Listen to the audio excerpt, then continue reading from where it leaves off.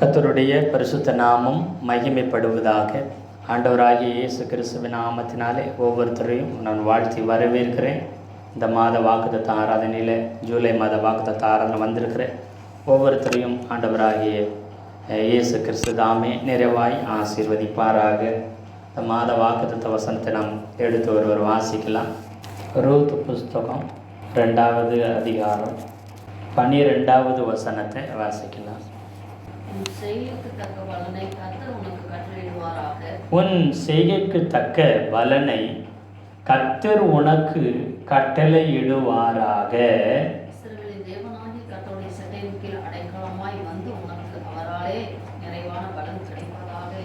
இஸ்ரவேலின் தேவனாகி கர்த்தருடைய செட்டைகளின் கீழ் அடைக்கலமாய் வந்த உனக்கு அவராலே நிறைவான பலன் கிடைப்பதாக. இந்த மாத வாக்குத்தத்தம் ஜூலை மாதம் கர்த்தர் நமக்கு சொல்லுகிற வார்த்தை, என்னுடைய செட்டையின் கீழே அடைக்கலமாக வந்திருக்கிற உனக்கு நான் நிறைவான பலனை கொடுப்பேன். இங்கே போவாஸ் ரூத்துக்கு சொல்லப்பட்ட ஒரு ஆசீர்வாதமான வார்த்தை வாக்கு தத்தத்தை அங்கே சொல்கிறாரு. உன் செய்கைக்கு தக்கத பலனை கர்த்தர் உனக்கு கட்டளையிடுவார் அப்படின்னு சொல்லி ரூத்தை பார்த்து போவாஸ் அங்கே சொல்லி ஆசீர்வதிக்கிறார். அப்படி என்ன அவளுடைய செய்கை என்ன? இந்த பிரசங்கத்துடைய தலைப்பு என்னன்னு கேட்டிங்கன்னா, தயவு செய்கிற கர்த்தராலே நிறைவான பலன் வரும். ரொம்ப சொல்கிறேன், தயவு செய்கிற கர்த்தராலே நிறைவான பலன் வரும். அந்த தலைப்பில் நம்ம கர்த்தருடைய வார்த்தை கேட்க போகிறோம். இந்த ரூத் புஸ்தகத்தை பார்த்தீங்கன்னா முழுவதும் 4 அதிகாரம் தான் இருக்குது. இந்த 4 அதிகாரத்தில் இது முக்கியமான வார்த்தை தயை அல்லது தயவுன்னு வரும். தயவு குறித்து அதிகமாய் சொல்லப்பட்டிருக்கிற ஒரு புஸ்தகம். இது ஒரு அன்பின் சம்பவத்தை குறிக்கிற புஸ்தகம். இது ஒரு அறுவடையின் புஸ்தகம் என்று சொல்லலாம். இது தேவனுடைய தயவு அல்லது கர்த்தருடைய தயவு குறித்து சொல்லுகிற, ஒருத்தருடைய வாழ்க்கையில் கர்த்தருடைய தயவு வந்துருச்சுன்னா என்னெல்லாம் நடக்கும் அப்படிங்கிறத இந்த ரூத் வாழ்க்கையிலேருந்து நம்ம நிறைய கர்த்தருடைய தயவை நாம் கற்றுக்கொள்ள முடியும். இந்த வாக்குத்தத்த வார்த்தையை போவாஸ் ரூத்தை பார்த்து சொல்லியிருக்கிறாரு. ஏன் சொன்னாருங்கிறது அதுக்கு முன்னாடி உள்ள வசனத்தை வாசி பார்த்தோம்னா 11வது வசனத்தில் அதற்கு போவாஸ் பிரதியுத்தரமாக, உன் புருஷன் மரணம் அடைந்த பின்பு நீ உன் மாமியாருக்காக செய்ததும், அதாவது புருஷன் அவருடைய கணவர் இறந்ததுக்கப்புறம் ரூத்துடைய கணவர், அதாவது இறந்த போது நகோமியுடைய மகன் இறந்த போதும் மாமியாருக்காக செய்த செயல் என்ன அப்படிங்கிறத தெளிவாக சொல்கிறார். நீ உன் தகப்பனை விட்டுட்ட, உன் தாயை விட்டுட்ட, உன் பிறந்த தேசத்தையே நீ விட்டுட்டு வந்துட்ட. உனக்கு இந்த தேசம் சொந்தம் கிடையாது. நீ மோவாபிய தேசத்தில் பிறந்த, அந்த தேசத்து ஜனங்களையும் அந்த தேசத்தையும் எங்கள் ஜனங்க இஸ்ரவேல் ஜனங்க நாங்கள் அவங்களை அருவருப்போம், ஏற்றுக்கொள்ள மாட்டோம், தள்ளி விட்டுருவோம். ஏன்னா அவர்கள் விக்கிரக ஆராதனை செய்கிறவங்க, அதனால் அவர்களை நாங்கள் ஒருபோதும் ஏற்றுக்கிற மாட்டோம். உன்னுடைய மாமியாரும் இஸ்ரவேலின் தேவனாய கர்த்தரை வணங்குகிறவங்க தான். ஆனாலும் கூட உங்கள் கணவர் இறந்ததுக்கப்புறம் நீ என்ன செஞ்ச? உங்கள் அப்பாவையும் விட்டுட்ட, உங்கள் அப்பா குடும்பத்தையும் உங்கள் தாயையும் உங்கள் அம்மாவையும் விட்டுட்டு, நீ பிறந்த ஊரில் தேசத்தையும் நாட்டையே விட்டுட்டு உங்கள் மாமியார் கூடவே நீ வந்த பார்த்தியா அப்படின்னு சொல்லுகிறார். முன்னே நீ அறியாத ஜனங்களிடத்தில் வந்ததும் எல்லாம் எனக்கு விவரமாய் தெரிவிக்கப்பட்டது. அதாவது இந்த ஜனங்களுடைய பற்றி நீங்கள் அறிஞ்சதில்லை, சட்டத்திட்டங்கள் பழக்க வழக்கங்கள் இந்த ஊருக்கு இந்த நாட்டுக்கு நீ வந்ததே இல்லை. அப்படி இருந்தும் எல்லாத்தையும் விட்டுட்டு உன் மாமியாருக்காக நீ தைரியமாய் வந்த செயல் இருக்குது தெரியுமா? அதை நான் அறிஞ்சிருக்கிறேன். எனக்கு எல்லாரும் சொன்னாங்க, இந்த மாதிரி அந்நிய தேசம் மோவாபிய தேசத்துலேருந்து நகோமியோட ஒரு மோவாபிய பெண் வந்திருக்கிறான், அது அவளுடைய மருமகள் வந்திருக்கிறா, எல்லாத்தையும் விட்டுட்டு வந்திருக்கிறா அப்படி சொன்னார். அதனால தான் அவர் சொல்லுகிறார், உன் செய்கைக்கு தக்கதாக பலனை கர்த்தர் உனக்கு கட்டளையிடுவாராக. நீ எல்லாத்தையும் விட்டுட்டு இன்னைக்கு ஆண்டவராகிய இயேசு கிறிஸ்து நம்மளை பார்த்து சொல்கிறார், நீ எல்லாத்தையும் விட்டுட்டு தகப்பனையும் தாயையும் சொந்த தேசத்தையும், ஆமாம், எல்லாத்தையும் விட்டுட்டு அறியாத ஜனங்களாக இருக்கிற இந்த தேசத்தில் வந்து, பட்டணத்தில் வந்து, கிராமத்தில் வந்து நீ கர்த்தருக்காக நீ செய்த காரியத்தை அவர் பார்த்துருக்கிறாரு. அதனால் அவர் சொல்ல, உன் செய்கைக்கு தக்கதாக பலனை கர்த்தர் நிச்சயமாக உங்களுக்கும், இந்த வார்த்தையை, இந்த சத்தியத்தை கேட்குற, பிரசங்கத்தை கேட்குற ஒவ்வொருவருடைய வாழ்க்கையிலும் நீங்கள் ஏசப்பாவை தேடி வந்ததுனால, அவரை சொந்த தெய்வமாக ஏற்றுக்கொண்டதுனால, நிறைய வேலையில் நெருக்கங்கள், கஷ்டங்கள், பாடுகள் இருக்கிற மாதிரி இருக்கலாம். ஆனால் கர்த்தர் சொல்லுகிறார், செய்கைக்கு தக்க பலனை கர்த்தர் இந்த மாதத்தில் நிச்சயமாய் உங்களுக்கு கட்டளையிடுவார். அது மாத்திரமில்லை, இஸ்ரவேலின் தேவனாகிய கர்த்தருடைய செட்டைகளின் கீழ் அடைக்கலமாய் வந்த உனக்கு அவராலே நிறைவான பலன் கிடைப்பதாக என்று சொல்கிறார். நீ உன் மாமியாருடைய சொத்து, மாமியாருடைய ஊர், மாமியாருடைய சொந்த பந்தங்கள், அவர்களை நம்பி நீ ஒருபோதும் வராதபடிக்கு நீ முழுவதும் நம்பினது யாரை தெரியுமா? இஸ்ரவேலின் தேவனாகிய கர்த்தருடைய செட்டைகளுக்குள்ள நீ அடைக்கலமாய் வந்துட்ட. அவரால் உனக்கு நிறைவான பலன் கிடைக்கும். அவர் தான் என் அடைக்கலம், அவர் தான் என் தஞ்சம், அவர் தான் எனக்கு எல்லாம் அப்படி சொல்லி கர்த்தரிடத்தில் நீ வந்தபடியினால உனக்கு நிறைவான பலனை கர்த்தர் கொடுப்பார். முதலாவது உன்னுடைய செய்கைக்கு தக்க பலனை கொடுப்பார். இரண்டாவது, நீ அவரே எனக்கு எல்லாம், அவர் தான் தஞ்சம்னு வந்ததுனால உனக்கு நிறைவான பலனை கர்த்தர் தருவார். ஆண்டவராகிய இயேசு கிறிஸ்து இந்த மாதத்தில் உங்களுக்கு நிறைவான பலனை தரப்போகிறார். அப்படி நிறைவான பலனை அவர் தருகிறது நிமித்தம் உங்களுடைய குறைவுகளெல்லாம் ஒளிஞ்சு போக போகுது. குறைவு இருக்க போகிறதில்ல, கர்த்தருடைய நிறைவு வருகிறது. இந்த மாதத்தில் நிறைவு கட்டளையிடுகிறார். பாருங்க, அவர் சொல்லும்பொழுது பாருங்க, எப்படி கர்த்தரை மட்டும், தேவனை மட்டும் முழுவதும் நம்பிக்கொண்டு வந்தால் என்று சொன்னால் அவர் சொல்லுகிறார். பாருங்க, அந்த ரூத் புஸ்தகத்தில் 1ஆவது அதிகாரத்தில் 16வது வசனத்தில் ரூத் சொல்லுகிறாங்கம்மா, மாமியார் நகோமி சொல்லுது, இல்லை உன் சகோதரி போயிட்டா பாரு, ஒரு பால் போயிட்டா பாரு, அதே போல் நீயும் என்ன செஞ்சிரு, போயிரு, உங்கள் அப்பா அம்மா வீட்டுக்கு போயிரு, நான் என் சொந்த நாட்டுக்கு போகிறேன்னா அவள் அப்படியெல்லாம் சொல்லலை. 16-17 வசனத்தில் அவள் சொல்லுகிறாள். பாருங்க, அதற்கு ரூத், உம்மை பின்பற்றாமல், நான் உம்மை பின்பற்றாமல்,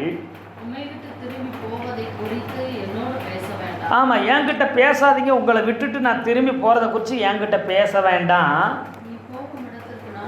நீங்கள் போகிற இடத்துக்கெல்லாம் நான் வருவேன், நீங்கள் தங்குற இடத்துல நானும் தங்குவேன், உம்முடைய ஜனம் என்னுடைய ஜனம். நீங்கள் சொல்கிறீங்க இல்லை, நான் ஏன் ஜனத்துக்கு போகிறேன், ஏன் நாட்டுக்கு போகிறேன், ஏன் தேசத்துக்கு போகிறேன், நீ உங்கள் அப்பா அம்மா, உன் சொந்த பந்தம் அப்படின்னு என்ன செய்ய, நீ பிறந்த உன்னுடைய குடும்பத்துக்கு போ, அதுதான் உன்னுடைய ஜனம். நீங்கள் சொல்கிறீங்க இல்லை இல்லை, என்னைக்கு உங்களுடைய மகனை திருமணம் பண்ணினேனோ அன்னைக்கு உம்முடைய ஜனம் என்னுடைய ஜனம், உங்கள் குடும்பம் என் குடும்பம், அதனால் நான் உங்கள் கூட தான் வருவேன் அப்படி சொல்கிறார். அப்புறம் உம்முடைய தேவன், ஆமாம், இது வரைக்கும் நான் பிறந்தது வளர்ந்தது, நான் வணங்கினது சேவித்தது வேறொரு தெய்வத்தை, என்னைக்கு திருமணமாகி உங்களுடைய குடும்பத்துக்குள்ளே நான் வந்தேனோ அன்றிலிருந்து உம்முடைய தேவன், உங்களுடைய கர்த்தர் தான் என்னுடைய கர்த்தர். 17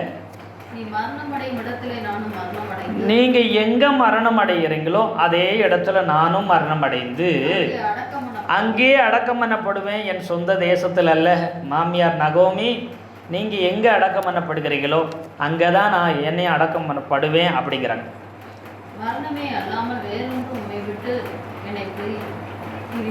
அதாவது என்ன சொல்றாங்கன்னா, மரணம் உங்களை விட்டு, நகோமி மாமியாரை பார்த்து சொல்றாங்க, ரூத் அவங்க சொல்றாங்க, உங்களை விட்டு மரணம் மட்டும்தான் என்னை பிரிக்க முடியும், வேறு ஒன்று பிரிக்கக்கூடாது அப்படின்னு சொல்லி உறுதியான ஒரு ஸ்டேட்மெண்ட் சொல்கிறாங்க, உறுதியான ஒரு தீர்மானத்தை சொல்லியிருக்கிறாங்க. மரணம் மட்டும்தான் உங்களை விட்டு என்னை பிரிக்கணும், வேறு ஒன்று உங்களை விட்டு என்னை பிரிக்கக்கூடாது. ஒன்று நீங்கள் முன்பு மரித்து போய் அப்படி என்னை விட்டு பிரிஞ்சு போகலாம், இல்லை ஒருவேளை எனக்கு மரணம் வந்து நான் உங்களை விட்டுட்டு போகலாமே தவிர, மற்றபடி மரணத்தை தவிர வேறு ஒன்றும் உம்மை விட்டு என்னை பிரித்தாள் கர்த்தர் அதற்கு சரியாகவும் அதாவது என்ன சொல்லிட்டாங்க பாருங்க, உங்கள் 2 பையன் இறந்துட்டாங்க, உங்கள் கணவர் இறந்துட்டாங்க. ஆமாம், ஒரு மருமக என்ன செய்ய, ஒரு பால் உங்களை முத்தமிட்டுட்டு அவங்க அப்பா அம்மா வீட்டுக்கு போயிட்டா, என்னையும் போச்சலையும் நான் போக மாட்டேன். உங்களுடைய எல்லாவற்றையும் நீங்கள் இழந்துட்டீங்க, இப்போ திரும்பி உங்கள் தேசத்துக்கு போகிறீங்க. எல்லாத்தையும் இழந்தாலும் நீங்கள் என்ன இழக்கலை, மறந்துடாதீங்க. ரூத் சொல்கிற, என்னையை நீங்கள் இழக்கலை. உங்கள் குடும்பத்தில் எல்லாரும் கணவர் இறந்துட்டார், 2 மகன் இறந்து போயாச்சு, அப்புறம் ஒரு மருமகள் விட்டுட்டு போயாச்சு, நீயும் போய்விடு அப்படின்னு சொன்னால், இல்லை இல்லை, மரணம்தான் பிரிக்கணும். அப்படி ஒருவேளை நான் உங்களை விட்டு பிரிஞ்சேன்னா கர்த்தர் எனக்கு அதுக்கு சரியாகவும் அதுக்கு அதிகமாகவே எனக்கு செய்வார் அப்படி சொல்லிட்டு சொன்னதுனால நகோமியால் மறு வார்த்தை மாமியாரால் ஒன்றும் சொல்ல முடியவில்லை. கர்த்தர் ஒரு நாள் ஒருபோது நம்ம கைவிடுகிறவர் அல்ல. அவர் இதோ உலகத்தின் முடிவு பரியந்தும் நான் சகல நாட்களிலும் நான் உங்களோடு கூட இருக்கிறேன்னு வாக்கு தந்த ஆண்டவர் நம்மோடு கூடவே இருக்கிறார். எத்தனை பேர் ஆமென் சொல்கிறீங்க? அல்லேலூயா. ஆமாம், சோத்திரம். அவரை நம்பி வந்த நமக்கு அவர் நிறைவான சோத்திரம் பலனை கொடுக்கிறார். அவர் நமக்கு பாதுகாப்பாக இருக்கிறார். அவர் நமக்கு எல்லாமா இருக்கிறார். மரண பரியந்த நான் உங்களை நடத்துவேன். என்னைக்கு என்னை நம்பி உங்கள் சொந்த தெய்வமாக இயேசு கிறிஸ்துவை நாம் ஏற்றுக்கொண்டு வந்தோமோ அன்றைக்கி அவர் சொல்லிட்டாரு, இந்த பூமியில் இருக்கிற வரைக்கும் நான் உங்களோடு கூடவே இருப்பேன், உங்களை தாங்குவேன், உங்களை தப்புவிப்பேன், ஏந்துவேன், உங்களை சுமப்பேன், உங்களை முதிர் வயது வர கைவிடாது இருப்பேன். எத்தனை பேர் ஆமென் சொல்கிறீங்க? அப்போஸ்தலனாகிய பவுல் சொல்லுகிறார், நான் உயிரோடு இருக்கும்போது ஆண்டவராகிய இயேசு கிறிஸ்து என் கூட இருப்பார், எனக்குள்ளே இருப்பார். நான் மரித்தனா நான் அவர் கூட இருப்பேன் அப்படின்னு சொல்கிறார். இம்மையிலும் அவர் என் கூட இருப்பார், மறுமையில் அவர் கூட என்னை வச்சுக்கிடுவார், அவர் கூடவே வைத்து கொள்வார், பாதுகாத்து கொள்வார். என்னை ஒரு நாள் தள்ளிவிடாத தெய்வம். எத்தனை பேர் ஆமென் சொல்கிறீங்க? இந்த ரூத்து கூட மரணம் உங்களை பிரிக்கணும் மாமியாரை பார்த்து சொன்னான். ஆனால் இங்கே மரணமே உன் கூறு எங்கே, பாதாளமே உன் ஜெயம் எங்கேன்னு சொன்ன கர்த்தர் மரணம் கூட அவரை விட்டு நம்மளை பிரிக்க விட மாட்டார். எத்தனை பேர் ஆமென் சொல்கிறீங்க? அல்லேலூயா. ஆமாம், கர்த்தருக்கு ஸ்தோத்திரம். பாருங்க, இங்கே தயவு செய்கிற கர்த்தர் எப்படியெல்லாம் தயவு செய்தார். இந்த ரூத் பார்த்தீங்கன்னா அவருடைய வம்சாவளி சந்ததியெல்லாம் நம்ம பார்த்தோம்னா இவங்க லோத்துடைய சந்ததியில் வந்தது தான் இந்த மோவாபிய வம்சம், மோவாபிய தேசம். மோவாப்புங்கிற ஒரு தேசம். லோத்து ஆபிரகாமுடைய சகோதரனுடைய மகன். லோத்து மூலம் இந்த வம்சம் உருவானது, இந்த தேசம் உருவானது. அந்த வழியில் லோத்து வம்சத்தில் வந்தவ தான் இந்த ரூத் என்பவள். இது ஆதியாகமம் 19வது அதிகாரத்தில் அந்த சம்பவங்களை நீங்கள் வாசிங்கன்னா உங்களுக்கு அந்த அதிகாரத்தை வாசித்தா தெரியும். ரூத்துடைய சோத்திரம் லோத்துடைய மூத்த மகளுடைய சந்ததியாக குமாரனாக பிறந்தவன் தான் மோவாப் என்பவன். இது ஆதியாகமம் 19:37 இருக்குது, அது நமக்கு தெரியும். அப்போது மோவாப் அப்படி பிறக்கிறான். ரூத் அதாவது லோத்துடைய மூத்த மகளுக்கு அவள் பிறக்கிறான் மோவாப். அவள் பிற்காலத்தில் ஒரு தேசமாக மாறுகிறாங்க, அதுதான் மோவாப் தேசம். அந்த தேசத்தில் அந்த வழியில் அந்த வம்சத்தில் வந்தவ தான் இந்த ரூத் என்பவள். பெத்லெகேமில் பஞ்சம் வந்தது நிமித்தம் இஸ்ரவேல் ஜனமாக இருக்கிற யூதா கோத்திரத்தில் இருந்த நகோமி, எலிமெலேக்கு, இவங்க கணவன் மனைவி, அவங்களுடைய 2 பையனும் எங்கே போகிறாங்க? மோவாப் தேசத்துக்கு போகிறாங்க. இங்கே பஞ்சம் வந்ததுனால என்ன செய்கிறாங்க? அங்கே போகிறாங்க. பாருங்கள், நியாயாதி சோத்திரம் ரூத் 1வது அதிகாரம் 1வது வசனத்தில், நியாயாதிபதிகள் நியாயம் விசாரித்து வரும் நாட்களில் தேசத்திலே பஞ்சம் உண்டாயிற்று. அப்பொழுது யூதேயாவில் உள்ள பெத்லெகேம் ஊரானாகிய ஒரு மனுஷன் தன் மனைவியோடும் தன்னுடைய 2 மகன்களோடும், அதாவது குமாரர்களோடும் மோவாப் தேசத்தில் போய் சஞ்சரிக்கிறான். அங்கே கிட்டத்தட்ட 10 வருஷம் இருக்கிறாங்க. அது யாருன்னு சொல்கிறாங்க? அந்த மனுஷன் பேர் எலிமெலேக்கு, 2வது வசனம் சொல்லுது. அவருடைய மனைவி பேர் நகோமி அப்படிங்கிறத சொல்லுது. அப்புறம் 2 பையங்களுடைய பேர் மக்லோன், கிளியோன். இவங்க எங்கே பேர்? எங்கள் மோவாப்பில் போய் தங்குறாங்க. அங்கே திருமணம் முடிக்கிறாங்க. அந்த இந்த 10 வருஷத்தில் 2 மகன்களுக்கும் மோவாபிய அந்நிய ஸ்திரீகளுக்கு இவங்க திருமணம் பண்ணி வைக்கிறாங்க. ஒருத்தி பேர் ஒருபால், இன்னொருத்தி பேர் ரூத். இப்போது இந்த ரூத்துடைய கணவர் இறந்துடுறாரு. அதாவது நகோமுடைய மூத்த பையன், இளைய பையன் 2 பேரும் மரிச்சு போயிடுறாங்க. ஏன்? அவர் கணவரும் ரூத்துடைய கணவர் நகோமியோட கணவரும் என்ன செய்கிறாங்க, இறந்து போயிடுறாங்க. அதாவது மகன் 2 மகன்களும் ஒரு தகப்பனும் 3 ஆண்களும் குடும்பத்தில் இறந்துடுறாங்க. இப்போது இறந்து போனது நிமித்தம் பெத்லகேம் சொந்த நாட்டில் மறுபடி பஞ்சம் மாறிடுச்சு, செழிப்பு வந்துருச்சு, மழை பெய்ய ஆரம்பிச்சிருச்சு, விவசாயங்கள் நடக்குன்னு நம்ம நகோமி கேள்விப்பட்டு சொல்கிறான், நீங்கள் என்னை விட்டு போயிருங்க, எனக்கு ரொம்ப வயசாயிருச்சு, என் கணவர் 2 மகன்களும் இறந்துட்டாங்க, நான் என் சொந்த தேசத்துக்கே சொந்த நாட்டுக்கே போய் விடுகிறேன்னு போகும்போது தான் ரூத்து சொல்கிறா, உங்களை விட்டு போகவே மாட்டேன்னு. ஒரு பால் சொல்லி முத்தமிட்டு அழுதுட்டு அது போயிடுச்சு, அந்த குடும்பத்தை பார்த்து போயிடுச்சு. அப்போது இங்கே எங்கள் பெத்லகேமுக்கு வராங்க. அப்படி வரும்பொழுது பாருங்கள் அது என்ன காலமாக இருந்துச்சு. 1ஆம் அதிகாரம் 22 வசனத்தை வாசிக்கலாம். இப்படி நகோமி மோவாப் ஸ்திரீயான தன் மருமகள் ரூத்தோடு கூட மோவாப் தேசத்திலிருந்து திரும்பி வந்தார். இப்படி நகோமி மோவாபிய ஸ்திரீயான தன் மருமகள் ரூத்தோடு கூட மோவாப் தேசத்திலிருந்து திரும்பி வருகிறாள். வார்கோதுமை அறுப்பின் துவக்கத்தில் அவர்கள் பெத்லகேமுக்கு வந்தார்கள். அவங்க வந்த காலம் என்ன அப்படின்னா, வார்கோதுமை அறுப்பின் துவக்கத்தில் அவர்கள் பெத்லகேமுக்கு வர்றாங்க. வார்கோதுமைன்னா பார்லின்னு சொல்கிறாங்க. கோதுமை அப்புறம் பார்லி ரெண்டும் அவங்க விவசாயம் செய்வாங்க. நம்ம ஊர்களில் கிராமங்களில் என்ன செய்வாங்க, நெல்லை விதைச்சி அறுவடை செய்கிறது போல் 2 போகம் அறுவடை செய்வாங்க. தை மாதம் அறுவடை செய்வாங்க. அப்புறம் இடையில என்ன செய்வாங்க, இடையில இன்னொரு போகம் என்ன செய்வாங்க, விவசாயம் பண்ணி அறுவடை செய்வாங்க. ஒரு சில இடங்களில் முப்போகமும் என்ன செய்வாங்க, நெல் நட்டு அறுவடை செய்வாங்க. இங்கே கோதுமை அறுப்பின் காலம்னு ஒன்று இருக்குது. வார்கோதுமை பார்லி விதைச்சு அதை அறுக்கிற காலம் இருக்குது. இப்போ இவங்க வந்தது வார்கோதுமை அறுக்கிற காலம். அது நட்டு அது வளர்ந்து விளைஞ்சு அறுவடை துவங்குகிற காலத்தில், பார்லி அறுவடை செய்கிற காலத்தில் துவக்கத்தில் பெத்லகேமுக்கும் வர்றாங்க. அப்படி வந்த பொழுது 2வது அதிகாரத்தில் பார்த்தீங்கன்னா, நகோமிக்கு அவளுடைய புருஷனாகி, அதாவது நகோமியுடைய புருஷனுடைய சொந்தக்காரர் ஒருவர் இருக்கிறார். அவர் பேர் போவாஸ். அவர் என்ன, மிகுந்த ஆசிக்காரனான இனத்தான் ஒருவன் இருந்தார். அவர் பெரிய பணக்காரர். ஏன்னா அவர் யூதா கோத்திரத்தில் முக்கியமான ஆள் இந்த போவாஸ். அவங்க அப்பா சல்மோன் பெரிய ஆளாக இருந்தார். அவருடைய பையன் போவாஸ், இவரும் பெரிய ஆசி உள்ள பெரிய மனிதனாய் மதிப்பிற்குரியவராய் அங்கே அவர் இருக்கிறார். கர்த்தருக்கு ஸ்தோத்திரம். இப்போது பெத்லகேமுக்கு வந்துட்டாங்க. இங்கே வந்ததுக்கப்புறம் சாப்பிட்றதுக்கு வேணும். வெளிநாட்டில் 10 வருஷம் இருந்துட்டு, மோவாப்பில் 10 வருஷம் இருந்துட்டு சொந்த ஊருக்கு திரும்பி வராங்க. அதனால் இவரிடத்துல எதுவுமே இருக்காது. பாருங்கள் 2வது வசனத்தை வாசிக்கலாம்.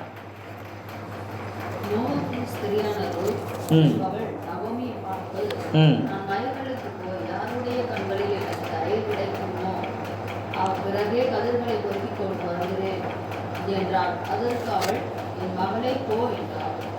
இப்போ பாருங்க, இப்போ வந்த உடனே தன்னுடைய சாப்பாட்டுக்கு என்ன செய்ய முடியும்?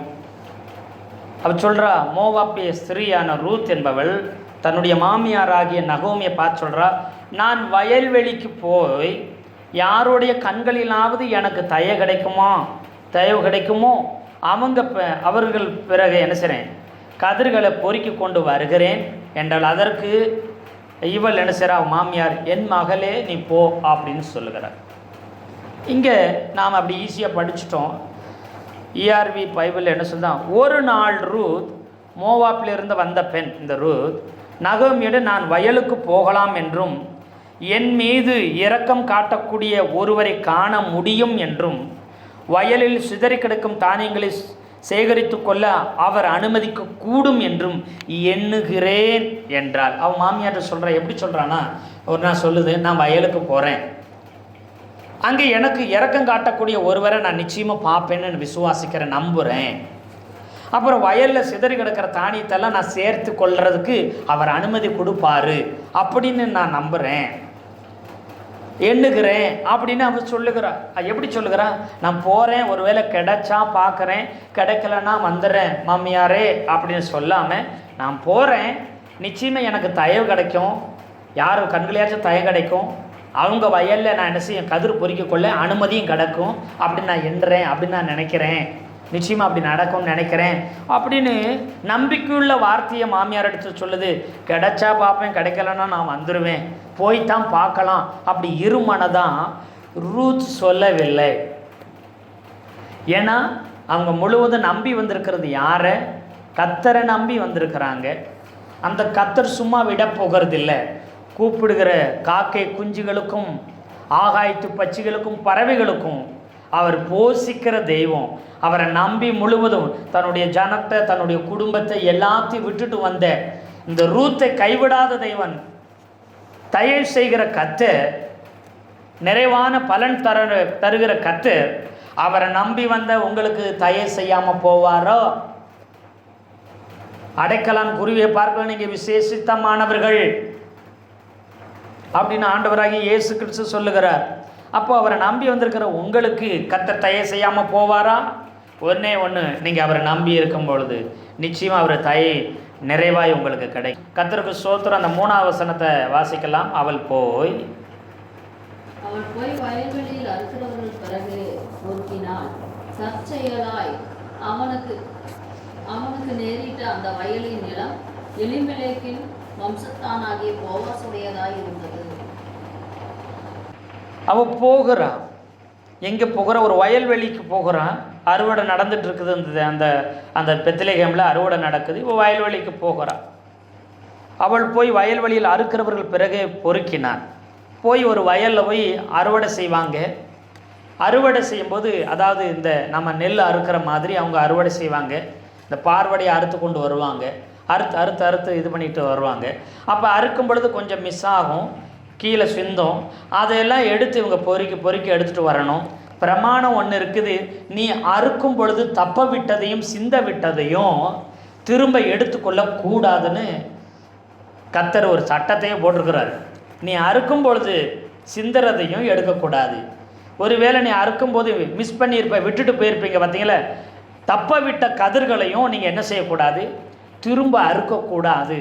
அதை ஏழைகள் பொறுக்கி கொள்ளும்படிக்கு அதை விட்டுவிட வேண்டும்.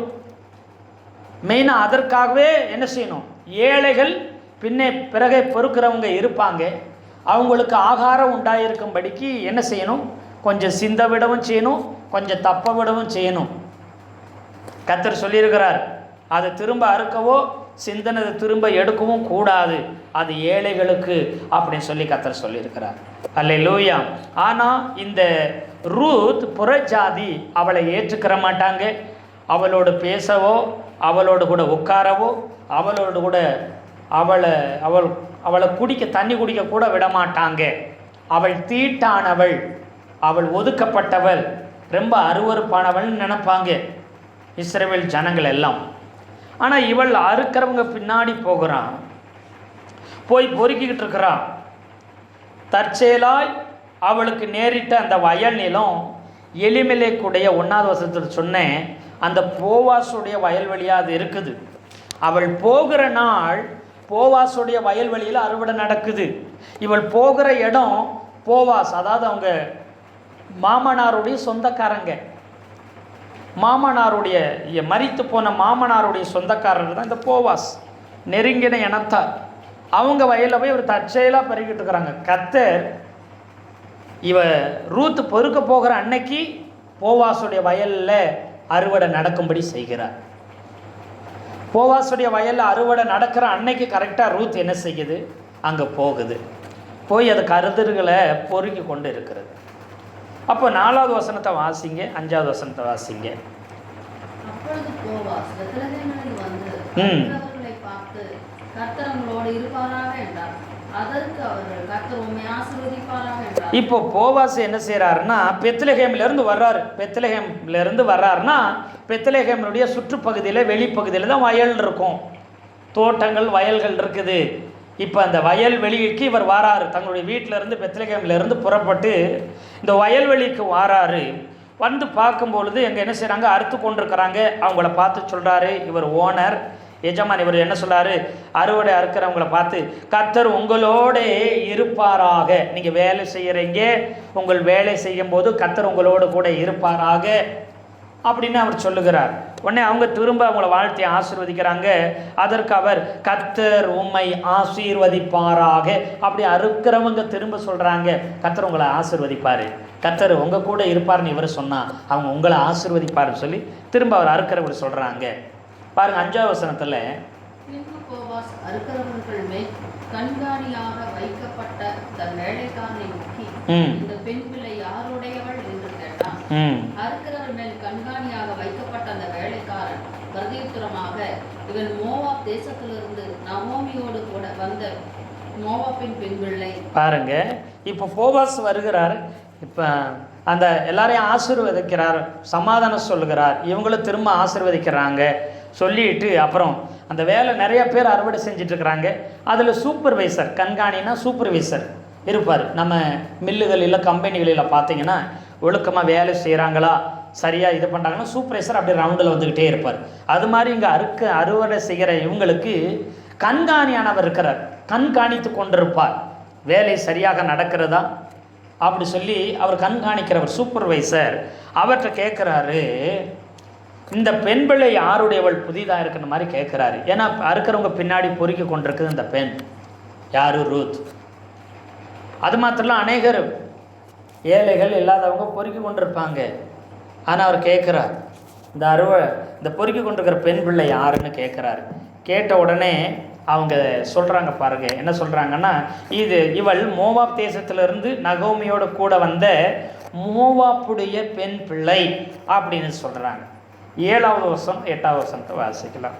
அறுக்கிறவர்கள் பிறகு அரிக்கட்டுகளிலிருந்து சிந்தினதை பொறுக்கிக் கொள்ளுகிறேன் என்று அவள் என்னிடத்தில் கேட்டுக்கொண்டாள். காலமே துவங்கி இதுவரைக்கும் இங்கே இருக்கிறாள். இப்பொழுது அவள் குடிசைக்கு வந்து கொஞ்ச நேரம் தான் ஆயிற்று என்றார். இந்த கண்காணி என்ன சொல்றாருன்னா பாருங்க, அறுக்கிறவங்க பிறகே நான் அரிக்கட்டுகளில் சிந்தனதை நான் பொறுக்கி கொள்கிறேன் என்று சொல்லி ஏதோ இது மாட்டுக்கு வந்துட்டு ரூத் பாட்டு வந்து உடனே சிந்தி கிடக்குது, வேக வேகமாக பொறுக்கலைங்க. அந்த சூப்பர்வைசர்கிட்ட அந்த கண்காணிகிட்ட போய் கேட்குறாருங்க. யார்? ரூத் கேட்குதுங்க. பாருங்கள், அறுத்துக்கிட்டு போகிறாங்களே, அறுவடை செய்கிறாங்களே, அவங்க பின்னாடி சிந்தினதை நான் பொறுக்கி கொள்கிறேன் அப்படின்னு கேட்குறான். எப்போ வந்தால் காலமே வந்து விட்டான். இப்போ வந்துட்டால காலமே இருந்து துவக்கி இது வரைக்கும் இங்கே இருந்து பின்னாடி பொறுக்கி கொண்டு வருகிறார். சிந்தினதையும் தப்பினதும் அவள் பொறுக்கி கொண்டு வருகிறார் அப்படின்னு சொல்லி அவர் சொல்லுகிறார். இப்போ தான் அவள் குடிசைக்கு வந்து கொஞ்ச நேரம்தான் ஆச்சுன்னு அந்த சூப்பர்வைசர் சொல்கிறார். இல்லைங்க, காலமே இருந்து அந்த பின்னாடி அறுக்கிறவங்க பின்னாடி அதை பொறுக்கி கொண்டு சேகரித்து கொண்டு வச்ச தானியங்களை, வார்கோதுமையை, அந்த கதிர்களை இது பண்ணி எடுத்து இப்போ தான் குடிசையில் வந்து என்ன செஞ்சு கொஞ்ச நேரம் தான் ஆச்சுங்கிறாரு. 8ஆவது வசனம் 9ஆவது வசனம். வேறு வயல் போகாமலும் இவ்விடத்தை விட்டு போகாமலும் இங்கே என் ஊழியக்காரன் பெண்களோடே கூடவே இரு. அவர்கள் அறுப்பறுக்கும் வயலை பார்த்து அவர்கள் பிறகே போ. ஒருவரும் உன்னை தொடாதபடிக்கு வேலைக்காரருக்கு கட்டளையிட்டு இருக்கிறேன். தாகம் எடுத்தால் தண்ணீர் கூடங்கள் அண்டைக்கு போய் வேலைக்காரன் முண்டு கொண்டு வருகிறதுனாலே குடிக்கலாம் என்றார். இப்போ என்ன சொல்றாரு? போவாஸ் ரூத்தை பார்த்து சொல்றார், மகளே கேள், பொறுக்கி கொள்ள வேற வயலுக்கு நீ போகக்கூடாது. நீ மோவாப்பிய ஸ்திரியா புறஜாதியா இருக்கிறதுனால உன்னை ஏற்றுக்கிற மாட்டாங்க, உன்னை ஏளனம் பண்ணுவாங்க, உன்னை கிண்டல் கேலி பண்ணவும், உனக்கு ஏதாவது விபரதங்களை செய்கிறதுக்கு கூட அவங்க துணிஞ்சிருவாங்க. நீ உன்னுடைய மாமியார் மேலே வச்சுருந்த அன்பின் நிமித்தம் மாமியாரை போஷிக்கணுன்றதுக்காக, நகோமியை போஷிக்கணுன்றதுக்காக நீ என்ன செஞ்சுருக்கிற? பொறுக்கி கொள்ள வந்திருக்கிற தானியத்தை கதிர்களை பொறுக்கி கொள்ள வந்த உனக்காக இல்லை, உன் வீட்டில் இருக்கிற மாமியாருக்காக இதை நீ செய்யும்படி வந்திருக்கிற. ஆனால் நீ வேறு எங்கேயும் போகாத, என் வேலைக்காரர் எங்கெல்லாம் அறுவடை செய்கிறாங்களோ அங்கெல்லாம் போ. ஏன்னா அவங்க எங்கே போவாங்க? என்னுடைய தோட்டம், என்னுடைய வயல் எங்கெல்லாம் இருக்குதோ அங்கே அவங்க அறுவடை செய்வாங்க. அது நம்முடைய வயல் தோட்டம். ஏன்னா அவன் மிகுந்த ஆசிக்காரன், ஏராளமான வயல்வெளி இருந்துச்சு, ஏராளமான அறுவடை நிலங்கள் அவனுக்கு இருந்தது. அதனால தான் என்ன சொல்ற, என் ஊழியக்காரர் பின்னாடி போகும். ஒவ்வொரு நாளும் எங்கே அவங்க அறுவடைக்கு போகிறாங்களோ அவங்க பிறகாலே நீ போய் கதிர்களை பொறுக்கி கொள்ளலாம். நீ ஊழியக்கார, என் வேலைக்கார பெண்களோடு கூட நீ இருக்கலாம் அப்படி சொல்லிட்டு அவர்கள் அறுப்பறுக்கும் வயலை நீ பார்த்து அவங்க பின்னாடி போகலாம். ஒருவரும் உன்னை தொடாதபடிக்கு என் வேலைக்காரங்களுக்கு கட்டளையிட்டிருக்கிறேன். ஒருவர் உன்னை தொடவோ உன்னை துன்புறுத்தவோ உன்னை வேதனைப்படுத்தவோ நான் அனுமதிக்க போகிறதில்ல. எத்தனை பேர் ஆமைன்னு சொல்கிறீங்க? ஒரு வயலில் பிறக்க வந்த அந்த கதிர்களை பொறுக்கி கொள்ள வந்த ரூத்துக்கு போவாஸ் கண்களில் தயை கிடைத்து அவர் சொன்னார், ஒருவனும் உன்னை தொட விட மாட்டேனார். எத்தனை பேர் ஆமைன்னு சொல்கிறீங்க? ஆமாம், ஆண்டவராகிய இயேசு கிறிஸ்துவை நம்பி வந்திருக்கிற நம்மளை பார்த்து கர்த்தர் சொல்லுகிறார், ஒருத்தரும் உங்களை தொட விட மாட்டேன். என் வேலைக்காரன் மாத்திரம் மற்ற யாருமே உன்னை தொட விடாதபடிக்கு நான் கட்டளையிட்டிருக்கிறேன். உன்னை யாரும் தொட முடியாது. அது மாத்திரமில்லை, உனக்கு தாகம் எடுத்தா நான் என்ன செய், தண்ணீர் குடங்கள்ல போய் எடுத்து குடி. யாராச்சும் தீட்டுப்பட்டவ, நீ அருவருப்பான ஜாதி, நீ மோவாப்பிய தேசம் புற ஜாதி, ஒதுக்கப்பட்டவன்னு சொல்லி யாரும் உன்னை தீட்டு சொல்லி தண்ணி கொடுக்க விடாதபடி உன்னை தொந்தரவு பண்ண மாட்டாங்க. நான் கட்டளையிட்டிருக்கிறேன். உன் தாகத்தை தீர்க்கும்படிக்கு நான் கட்டளையிட்டிருக்கிறேன். எத்தனை பேர் ஆமென் சொல்கிறீங்க? கர்த்தர் நம்முடைய தாகத்தை, ஏக்கத்தை, நம்முடைய விருப்பத்தை வாஞ்சி நிறைவேற்றும்படிக்கு கர்த்தர் கட்டளையிட்டிருக்கிறார். அது மாத்திரமில்லை, ஆமாம், நீங்கள் குடிக்கலாம், அவர்கள் குடிக்கிறதுலேயே நீங்கள் குடிச்சுக்கலாம் அப்படின்னு சொல்லுகிறார். அடுத்து பாருங்க 10, 11 வசனத்தான் 10 வசனத்தை வாசிங்க. அப்பொழுது அவள் தரையிலே முகமுகப்பட விழுந்து வணங்கி, நான் அந்நிய தேசத்தாய் இருக்க நீர் என்னை விசாரிக்கும்படி எனக்கு எதினாலும் உம்முடைய கண்களில் தயவு கிடைத்தது என்றார். இப்போ பாருங்க, நான் அந்நிய தேசத்தால், நான் புறஜாதி மோவாபிய தேசத்தால் இருக்கிறேன், விழுந்து வணங்கி சொல்கிறா, என்னை விசாரிக்கும்படிக்கு எதனாலும் உம்முடைய கண்கள் எனக்கு தயவு கிடச்சிச்சு அப்படி கேட்கும்போது தான் இவர் சொல்கிறாரு, உன் புருஷன் மரணம் அடைந்த பின்பு நீ உன் மாமியாருக்கு செய்ததையும் பார்த்துருக்கிறேன். அப்புறம் உன் தகப்பன் தாயை, உன் பிறந்த தேசத்தையெல்லாம் விட்டுட்டு இந்த அறியாத ஜனத்தில் வந்ததையும் எனக்கு விவரமாக சொல்லிட்டு இருக்கிறாரு சொன்னாங்க. இந்த கண்காணியானவர் சொல்லியிருக்கலாம். எத்தனை பேர் ஆமென் சொல்கிறீங்க? உன்னை குறித்து எல்லாம் சொல்லப்படுச்சு. உன்னுடைய அர்ப்பணிப்பு, உன்னுடைய தியாகம், உன்னுடைய தீர்மானம், நீ கர்த்தர் மேலே வச்சிருக்கிற நம்பிக்கை எனக்கு சொல்லப்பட்டது. எத்தனை பேர் ஆமென் சொல்கிறீங்க? மாமியாருக்கு செய்த செய்கைகளையும் நான் அறிந்திருக்கிறேன் அப்படி சொல்லி நிறைவாய் ஆசீர்வதிக்கிறார். எத்தனை பேர் ஆமென் சொல்கிறீங்க? அப்போ சொல்கிறார், உனக்கு நிறைவான வளர்த்த உண்டு. நீ யாரையும் எதையும் நம்பி வராமல் கர்த்தரையே முழுசாக நம்பி வந்த பார்த்தியா, அவர் உனக்கு நிறைவாக தருவார். அவர் யார் தெரியுமா? தயவு செய்கிற கர்த்தர் உனக்கு நிறைவான பலனை தருவார். எத்தனை பேர் ஆமென் சொல்கிறீங்க? அல்லேலூயா. ஆமாம், கர்த்தருக்கு ஸ்தோத்திரம் பாருங்க. அது மாத்திரமல்ல, அவன் ஆசீர்வதிக்கிறான், வயல்வெளிகளில் இடம் கொடுக்குறான், பொறுக்கி கொள்ள தானியங்கள் எல்லாம் கெடுக்கிறான். அது மாத்திரமில்லை பாருங்க, அவர் செய்கிறார் பாருங்க. அடுத்து வசனம் வாசிங்களேன், 13, 14.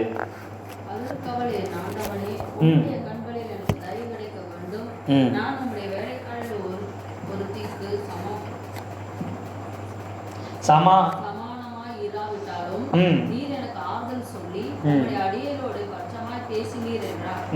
பின்பு போவாஸ்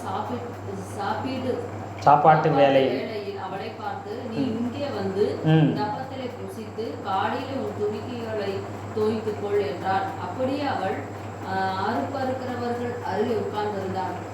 அவளுக்கு வறுத்த கோதுமையும் கொடுத்தான். அவள் சாப்பிட்டு திருப்தி அடைந்து மீந்ததை வைத்துக் கொண்டாள். இப்போ அவள் சொன்னாங்க, என் ஆண்டவரே அப்படின்னு ஒரு ரூத் சொல்லுது, உம்முடைய கண்களில் எனக்கு தயை கிடைக்க வேண்டும். மேலே சொல்லும்போது உம்முடைய கண்களில் தயை கிடைத்தது அப்படிங்கிறார். அதுக்கு முன்னாடி சொல்கிறா இந்த 2ஆம் வசனத்தில் 2:2 தயை கிடைக்குமோ அவங்க பிறகால போய் கதிர்களை பொறுக்கி கொள்கிறேன்னு சொல்லுகிறா. அடுத்து போவாசுடைய உம்முடைய கண்கள் எனக்கு தயை கிடைத்ததுன்னு சொல்லுகிறா. அடுத்து வந்த அது 10ஆம் வசனத்தில் 13ஆம் வசனத்தில் உம்முடைய கண்களில் எனக்கு தயை கிடைக்க வேண்டும் அப்படிங்கிறான். நான் உங்கள் வேலைக்காரியில் சமமாக கிடையாது, வேலை செய்கிறாங்களே அவங்களுக்கு சமமாக கூட நான் கிடையாது. நீர் எனக்கு ஆறுதல் சொன்னீங்க, என்னோடு கூட ரொம்ப பட்சமாக பாசமாக அன்பாக நீங்கள் பேசுனீங்களே அப்படின்னு சொல்கிறான். அதுக்கு போவாசி இங்கே வந்து உட்காரு, என் வேலைக்காரங்க கூட வந்து வேலைக்காரிகளோடு கூட உட்காரு, நீ தனியாக தாழ்ந்த இடத்துல உட்கார வேண்டாம். ஒருவேளை நீங்கள் தாழ்ந்த ஸ்தானத்தில் இருக்கிறோன்னு உங்களை தாழ்த்தி கொண்டு நீங்கள் வருத்தப்பட்டு கொண்டு இருப்பீங்கன்னு கர்த்தர் சொல்கிறது இல்லை. கர்த்தர் இங்கே வா அப்படி மேலே கர்த்தர் தூக்குகிறார். இந்த மாதத்தில் உங்களை உயர்த்துகிறார். உங்கள் ஸ்தானம், உங்கள் ப்ரமோஷன், உங்களுடைய ஆவிக்குரிய வாழ்க்கை, நீங்கள் இருக்கிற இடத்துல கர்த்தர் உங்களை உயர்த்த போகிறார். எத்தனை பேர் ஆமென் சொல்கிறீங்க? இங்கே வந்து உட்கார் அப்படின்னு சொல்லி கூப்பிடுகிறார் பாருங்க. அவளை பார்த்து, நீ இங்கே வா, இந்த அப்பத்தில் நீ புசிச்சு இந்த திராட்சை ரசத்தில் என்ன செய்வோம், துணிக்கையை துவைச்சிட்டு காடினா திராட்சை ரசத்துக்கு இன்னொரு பேர், இன்னொன்று காடின்னு சொல்லுவாங்க. அப்போ என்ன செய்ய, அப்பத்தை எடுத்துக்கோ, திராட்சை ரசத்தில் துவைச்சு அதை என்ன செய்ய நீ சாப்பிடு அப்படின்னு சொல்லுகிறாரு. அது மாத்திரமில்ல, வறுத்த கோதுமையும் அவர் கொடுக்கிறார் போவாஸ். விலையேறப்பட்ட சாப்பாடு கோதுமை, அதுக்கப்புறம் வார்கோதுமை. இந்த கோதுமையை கொடுத்து சாப்பிட கொடுத்தா அவர் சாப்பிட்டது மாத்திரமில்லை, மீதியானதை அவன் என்ன செஞ்சுக்கிட்டான்னா அப்படியே எடுத்து வச்சுக்கிட்டான். யாருக்காக? தன்னுடைய மாமியார் நகோமிக்காக மீந்ததை எடுத்து வைத்து கொண்டாள். அடுத்து 15, 16. அவள் கதிர் பொறுக்கிக் கொள்ள எழுந்தபோது போவாஸ் தன் வேலைக்காரனை நோக்கி, அவள் அரிக்கட்டுகள் நடுவே பொறுக்கிக் கொள்ளட்டும், அவளை ஈனம் பண்ண வேண்டாம். அதாவது சொல்லுகிற அவ அரிக்கட்டு நடுவே என்ன செய்யட்டும்? அரிக்கட்டுகள்னா அறுத்து கட்டு வச்சிருப்பாங்க வரங்க, அதுக்கு இடையில சிந்தி கிடக்கும், அதையும் அவள் பொறுக்கிறட்டும், அவளை ஈனம் பண்ணாதீங்க அப்படின்னு அங்கே சொல்லுகிறார். பிறகு அவள் எழுந்து தன் வேலைக்கு திரும்பி போனாள். பின்னர் போவாஸ் தன் வேலைக்காரர்களை அவள் அறுத்த கட்டுகளின் நடுவே இருக்கும் தானியங்களையும் கூட சேகரித்து கொள்ளட்டும், அவளை தடுக்க வேண்டாம் அப்படின்னு சொல்லுகிறார். அடுத்த வசனத்தை வாசிங்க. அவள் பொறுக்கிக் கொள்ளும்படிக்கு அவளுக்காக அரிகளினாலே சிலரை சிந்தி விடுங்கள், அவளை அதட்டாதிருங்கள் என்று கட்டளையிட்டான். அதான் என்ன சொல்றாருன்னா, அவளுக்கு எளிதாக இருக்கும்படி, என்னது தானியங்களை பொறுக்கிறது, தானிய கதிர்களை பொறுக்கிறது அவளுக்கு எளிதாக இருக்கும்படிக்கு அறுக்கும் போதே சில தானியங்களை அவளுக்காக என்ன செய்யுங்க, விட்டுக்கிட்டு போங்க, அவள் அவற்றை சேகரித்து கொள்ளட்டும், சேகரிக்கும் வேலையை நிறுத்தும்படி சொல்ல வேண்டாம். அப்படிலாம் பொறுக்கக்கூடாது, நீ அப்படின்லாம் என்ன செய்யாதீங்க, சத்தம் போட்டு அதட்டாதீங்க அப்படின்னு அங்கே சொல்லுகிறார். அடுத்து 17வது வசனத்தில், கதிர் பொறுக்கினாள். அவள் தட்டி அடித்து தீர்ந்தபோது அது ஏறக்குறைய ஒரு மரக்கால் வார்கோதுமை கண்டது. கிட்டத்தட்ட அவர் தட்டுறா, அதை பொறுக்கினது மாத்திரம் அங்கேயே வயல்வெளியிலே தட்டி அதை புடைச்சி அதை எடுத்து அதை சேமித்து வார்கோதுமை சேர்க்கிற ஒரு மரக்கால் இருந்தது. பல நாள் வர வேண்டிய அந்த சேமிக்க வேண்டிய அந்த கோதுமையை ஒரு நாளிலே இவளுக்கு கிடைக்கும்படிக்கு கர்த்தர் உதவி செய்தார், தயை செய்தார். எத்தனை பேர் ஆமென் சொல்கிறீங்க? வேலைக்காரங்களே பல நாள் வேலை செஞ்சால் தான் ஒரு மரக்கால் வார்கோதுமையை சேர்க்க முடியும். ஆனால் இவளுக்கு என்ன ஒரு நாள் காலமே துவங்கி என்ன செய்தா, அப்படி சாயங்காலம் மட்டும் ஒரு பொறுக்கும் பொழுது வேணுமென்றே நிறையா போவாசின் வார்த்தையின்படி சிந்த விட்டாங்க, தப்ப விட்டாங்க. எல்லா இடங்களிலும் பொறுக்கிக் கொள்ள உரிமை கொடுக்கப்பட்டது. அவளுக்கு என்ன செஞ்சு பட்சமாய் என்ன செஞ்சிச்சு, சுதரம் தேவன் தயை கிடைக்க பண்ணார் போவாசின் மூலம். எத்தனை பேர் ஆமென் சொல்கிறீங்க? இந்த போவாஸ் தான் சொல்கிறாரு, நீ ஆண்டவரை நம்பி வந்துட்ட, உனக்கு நிறைவான பலன் கிடைக்கும்னு சொல்கிறாரு. நிறைவான பலன் உனக்கு கர்த்தர் தருவாராகன்னு சொல்கிறாரு. அந்த சொன்ன மனிதனை கொண்டே நிறைவான பலனை கர்த்தர் கொடுக்கும்படி செய்தார். எத்தனை பேர் ஆமென் சொல்கிறீங்க? அல்லேலூயா, அல்லேலூயா. ஆமாம், கர்த்தருக்கு சோதனை பாருங்கள். அவள் தட்டி எடுத்து கொண்டு வந்து சாப்பிட்டதை மீந்திய மாமியாருக்கு கொண்டு வந்து கொடுக்குறான். இன்னாருன்னு சொல்கிறா, இன்ன வரைக்கும் யாருக்கும் என்ன தெரியல. பாருங்கள் 19 வசனத்தில், அப்பொழுது அவருடைய மாமி, இன்று எங்கே கதிர் பொறுக்கினா எவ்விடத்தில் வேலை செய்தா என்று அவரிடத்தில் கேட்டு, உன்னை விசாரித்தவன் ஆசீர்வதிக்கப்படுவானாக என்றார். அப்பொழுது அவள், இன்னாரிடத்திற்கு வேலை செய்தேன் என்று தன் மாமிக்கு அறிவித்து, நான் இன்று வேலை செய்த வயல்காரன் பேர் போவாஸ் என்றார். அப்பொழுது நகோமி தன் மருமகளை பார்த்து, உயிரோடு இருக்கிறவர்களுக்கும் மரித்தவர்களுக்கும் தயை செய்கிற கர்த்தராலே அவன் ஆசீர்வதிக்கப்படுவானாக என்றார். பின்னும் நகோமி அவளை பார்த்து, அந்த மனுஷன் நமக்கு நெருங்கின உறவின் முறையானும் நம்மை ஆதரிக்கிற சுதந்திரவாளிகளில் ஒருவனுமாய் இருக்கிறான் என்றார். இப்போ தான் தெரியுது, ரூத்துக்கே தெரியுது. வீட்டுக்கு வந்தவங்க மாமியார்கிட்ட பேர் சொல்லும்போது அந்த நகோமி சொல்கிறாங்க, மாமியார் சொல்கிறாங்க, அவன் நம்மை ஆதரிக்க வேண்டிய சுதந்திரவாளி, நம்முடைய நெருங்கின சொந்தக்காரன் அவரில் ஒருத்தர் அப்படி சொல்லும்போது தான் இப்போ தான் ரூத்துக்கே தெரியுது. எத்தனை பேர் ஆமென் சொல்கிறீங்க? கர்த்தருக்கு ஸ்தோத்திரம். ஆதரிக்கிற கர்த்தர் நமக்கு தயை செய்வார். எத்தனை பேர் போவாசே எப்படி ரூத்தினுடைய வாழ்க்கையில் நன்மைகள் செய்தபோல ரூத் சபைக்கு அடையாளமாகும், போவாஸ் இயேசு கிறிஸ்துக்கு அடையாளமாக இருக்குன்னு சொல்லி வியாக்கியானம் பண்ணுவாங்க. நம்மை ஆதரிக்கிற கர்த்தர் ஆண்டவராகிய இயேசு கிறிஸ்து, அவர் நம்முடைய சுதந்திரவாளியாய் அவர் இருக்கிறார். அவர் நமக்கு தயை செய்கிறது மாத்திரமில்லை, அவரை நம்பி வந்திருக்கிற நமக்கு, அவர் செட்டைகளும் நம்பி வந்துட்டோம், நமக்கு நிறைவான பலனை கர்த்தர் கொடுப்பார் இந்த மாதத்தில். இந்த மாதத்திலிருந்து நம்முடைய வாழ்க்கையில் கர்த்தருடைய தயையை நீங்கள் அதிகமாக பார்க்க முடியும். தயவு என்று சொன்னால் அது கிருபையில் ஒரு பகுதி, ஒரு பகுதின்னு சொல்கிறாங்க. கிருபைக்குள்ளான ஒரு பங்கு, கிருபைக்குள்ளே அடங்கினது தான் தயவு அப்படின்னாங்க.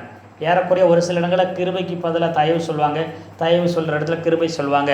ரெண்டும் ஒன்று தான். ஆனால் கிருபை அளவிட முடியாதது, அதிகமானது, பெரியது. அதற்குள்ள ஒரு பகுதியாக தயவு இருக்குது. கர்த்தர் இந்த மாதத்தில் நமக்கு தயவு செய்கிற கர்த்தராய் வெளிப்படுவார். அந்த தயவு செய்கிற கர்த்தர் நமக்கு நிறைவான பலனை தந்து நம்மை ஆசீர்வதிக்க அவர் போதுமானவராய் இருக்கிறார்.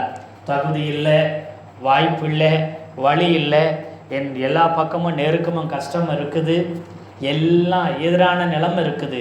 ஆனால் ஒன்றே ஒன்று, நான் கர்த்தரையே சார்ந்திருக்கிறேன், கர்த்தரையே நம்பியிருக்கிறேன்னு நீங்கள் அவரை முழுதாய் நம்பி உறுதியாய் பற்றியிருக்கிற உங்களுக்கு தயவு செய்கிற கர்த்தர், அவரை அடைக்கலமாக நீங்கள் வந்தபடினால தயவு செய்கிற கர்த்தர் உங்களுக்கு நிறைவான பலனை தந்து கர்த்தர் ஆசீர்வதிக்க போதுமானவராக இருக்கிறார். இந்த வார்த்தையை தூரத்திலேயோ சமீபத்திலேயோ இருந்து இந்த வார்த்தையை கேட்குற உங்களை பார்த்து சொல்லுகிறார், நான் தயவு செய்கிற கர்த்தராய், தயை செய்கிற ஆண்டவராய் உங்களுக்கு வெளிப்படுவேன். என் தயை உங்களுக்கு நிறைவான ஆசீர்வாதத்தை, நிறைவான பலனை கொண்டு வர்றோம். ஆமாம், அடிமையாய் புறஜாதியாக சொல்லப்பட்ட பார்க்கப்பட்ட இந்த மோவாப்பிய பெண்ணாகிய ரூத், அப்புறம் இப்போ போவாசுக்கு சொந்தக்காரி, அதாவது உறவுக்காரியா சொந்த பந்தமாக மாறினா. அதற்கப்புறம் பார்த்தா அவளுடைய மனைவியாய் ரூத்தை கர்த்தர் மாற்றினார்.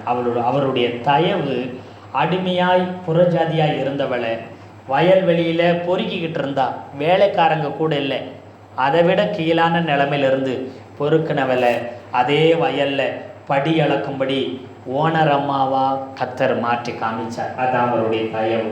எத்தனை பேர் ஆமென் சொல்கிறீங்க? இன்றைக்கி ஒரு வேலை நீங்கள் வேலை செய்து கொண்டிருப்பீங்கன்னு சொன்னால், நீங்கள் கீழான நிலைமையில் இருப்பீங்கன்னு சொன்னால், அதே இடத்துல கர்த்தர் உங்களை உயர்த்தி அநேகரை போஷிக்கிறவர்களாய் கர்த்தர் மாற்ற போதுமானவராக இருக்கிறார். ஒரு காலத்தில் சிந்தனதை பொறுக்கி சாப்பிடுகிற நிலைமையில் இருந்த ரூத் ஒரு காலத்தில் அதே வேலைக்காரங்களுக்கு, அதே கண்காணிக்கு இவள் வார்கோதுமைகளை படி அளந்தாள், சம்பளம் கொடுத்தாள், சாப்பாடு கொடுத்தாள்.